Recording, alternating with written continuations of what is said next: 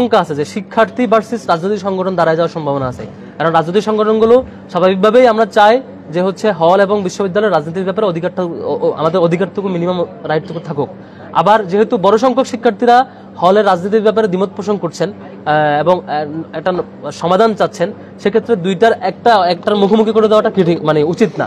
তো আমরা ইউনিভার্সিটিকে প্রস্তাব করেছি, সেটা হচ্ছে হলের রাজনীতির ফরম্যাটটা কেমন হবে এটার আনুমানিক একটা স্যাম্পল ধরে নিয়ে সবাইকে ইমেল করা, যেহেতু সবার একাডেমিক ইমেল আছে, ইমেল করে সবার যে অভিমত নেওয়া হবে এবং অভিমতটা কাউন্ট করা খুবই ইজি, অটোমেটিক কাউন্ট হয়ে যায় যেহেতু একাডেমিক ইমেল আছে। সেই ইমেলে ক্লিক করে ইয়েস নো ভোটের ভিত্তিতে সবার যাতে মতামতটা নেওয়া হয়, মতামতটা নিয়ে একটা সুনির্দিষ্ট অধিকাংশ মতামত যে ফ্রেমওয়ার্কের দেয় সেই ফ্রেমওয়ার্কটা পাস করে যাতে আমাদের জন্য অ্যাভেলেবল করে দেওয়া হয়। নয়তো আমরা যদি আজকে ইউনিভার্সিটি ভাষা হুট করে বলে যে হচ্ছে কমিটি দেওয়া যাবে, জন্য আবার শিক্ষার্থীরা নেগেটিভ কনসার্ন জানাইতে পারে, আবার দেওয়া যাবে না বললে আবার রাজনৈতিক সংগঠনগুলো অধিকার প্র্যাকটিস করার রাইটটুকু দিচ্ছেন কিনা সেটাও কনফিউশন তৈরি হয়। তো সমাধান একটাই যে সাময়িক মানে একটা প্রাইমারি খসড়া দাঁড় করি, সেই খসড়াটার অ্যাপ্রুভালের জন্য শিক্ষার্থীদের মতামত নেওয়া, এটা ইমেলে পাঠিয়ে দিলে ইমেলে ফিডব্যাকের ভিত্তিতে ইয়েস নো ক্লিক করার মধ্য দিয়ে একটা সবার মতামত নেওয়া যাবে। অধিকাংশ যে মতামত দিবে সেই ভিত্তিতে যদি শিক্ষার্থীরা বলে যে হলে কমিটি দেওয়া যাবে, আমরা দিতে পারবো। আর যদি শিক্ষার্থীরা মতামত দেওয়া হলে কমিটি না, এই কাজ রেস্ট্রিকশন,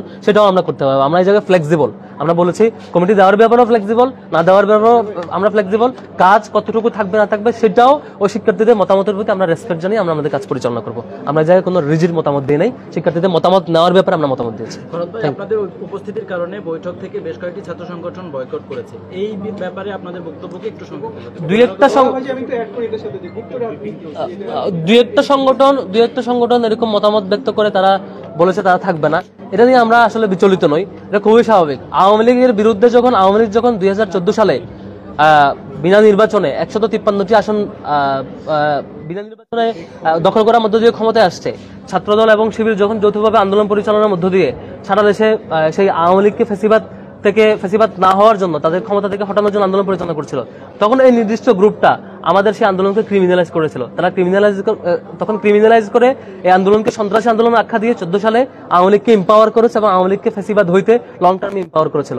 সুতরাং এরকম কেউ যারা আওয়ামী লীগকে সেই সময় ছাত্রদল এবং শিবিরের পরিচালিত সারা দেশব্যাপী আন্দোলনকে ক্রিমিনালাইজ করে আওয়ামী লীগকে এম্পাওয়ার করেছিল, 153টি আসন বিনা নির্বাচনে বিজয়ী হয়ে ক্ষমতাকে দীর্ঘায়িত করাটাকে সাপোর্ট দিয়েছিল, তাদের কারো বিরোধিতা, তার কারো বয়কট খুব বেশি আসা যায় না। অধিকাংশ সংগঠন এখানে ছিল এবং শিক্ষার্থীরা আমার কাছে মনে হয় যে এই নাটকীয় বয়কট এগুলোকে ইতিবাচকভাবে দেখবে। কিন্তু ভাই 5 জুলাইয়ের পর থেকে যে একটা ঐক্য ছিল বিশ্ববিদ্যালয়ে ছাত্রলীগের বিরুদ্ধে, সেই ঐক্য এখন নষ্ট হয়ে যাচ্ছে কিনা, এই বিষয়ে শিবির কি মনে করছে? এবং অনেকেই বলে, অভিযোগ জানে যে আপনাদেরকে অনেকেই ব্যবহার করে, জোট গঠন করে, কিন্তু পরবর্তীতে আসলে আপনাদের সাথে বৈঠক করতে চায় না, এই বিষয়ে আপনাদের অবস্থানটা কি? না, আমার কাছে এরকম মনে হয় না যে হচ্ছে ছাত্রলীগের ব্যাপারে কেউ কোনো ধরনের ছাড় দেওয়ার সুযোগ আছে। তারা সন্ত্রাসী যে কাজ করেছে ক্যাম্পাসে, এই ব্যাপারে কেউ সফট হলে তাকে শিক্ষার্থীরা এবং অন্যান্য অপরাপর আমরা যারা ভিকটিম সংগঠন, আমরা এটা নিশ্চয় প্রতিহত করবো, সুযোগ নেই। Thank you.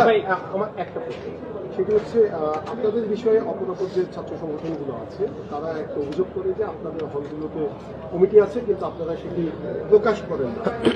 যদি আপনাদের কমিটি থেকে আপনাদের কমিটির যে লেয়ারগুলো আছে, আপনারা যেটা বলেন ভলেন্টিয়ারি কমিটি, সেগুলো আপনাদের এখন এই সময় প্রকাশ করতে সমস্যা কোথায় এবং আসলে কি আপনাদের কমিটিগুলো আছে? ভলান্টিয়ার তো ফিক্স না, ভলান্টিয়ার জিনিসটা যখন যে কাজ বাস্তবায়ন হয় সেটার জন্য ভলান্টিয়ার করা। আপনি আজকে সাইকেল রেডি করবেন, বাস্তবায়নের জন্য ভলান্টিয়ার লাগবে, শিক্ষার্থীদেরকে রিসিভ করবে, টি শার্ট দেবে। আজকে আপনি কুরবানি ফেস করবেন, আজকে ভলান্টিয়ার লাগবে। তো এই ভলান্টিয়ার তো আসলে ফিক্সড কমিটি না, কমিটি তো একটা 1 বছরের কমিটি হয়। তো এই কমিটির ব্যাপারে আমরা যেটা বলেছি, শিক্ষার্থীদের ম্যান্ডেট যেদিকে চাই, শিক্ষার্থীদের মতামত যেদিকে আছে সেদিকে আমরা করবো।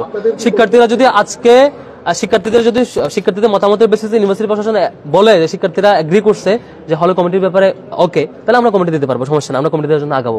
তো এটা এখন তো নাই, আমরা তো ফ্লেক্সিবল, খুবই ফ্লেক্সিবল জায়গায়, যে শিক্ষার্থীরা যখন যে মতামত দেবে সেই অনুযায়ী আমরা আগাবো। Thank you. আপনাদের সংগঠনের পক্ষ থেকে আপনারা কি চান কি চান না, এটা একটু বুঝতে পারবেন। কোনটা? এটা আমরা ক্লিয়ার করছি। ছাত্র রাজনীতি থাকতে হবে অবশ্যই, ছাত্র রাজনীতি না চার কোনো প্রশ্নই আছে না। ছাত্র রাজনীতি বাংলাদেশের ইতিহাস তো ছাত্র রাজনীতির মধ্য দিয়ে লিডারশিপ যে বেড়ে উঠেছে, তারা ইতিহাস তৈরি করেছে, তার ছাত্র রাজনীতি অবশ্যই